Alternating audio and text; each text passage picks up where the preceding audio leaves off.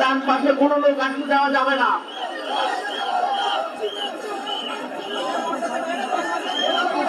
সম্মানিত সুধী মন্ডলী, তৌহিদি জনগণ,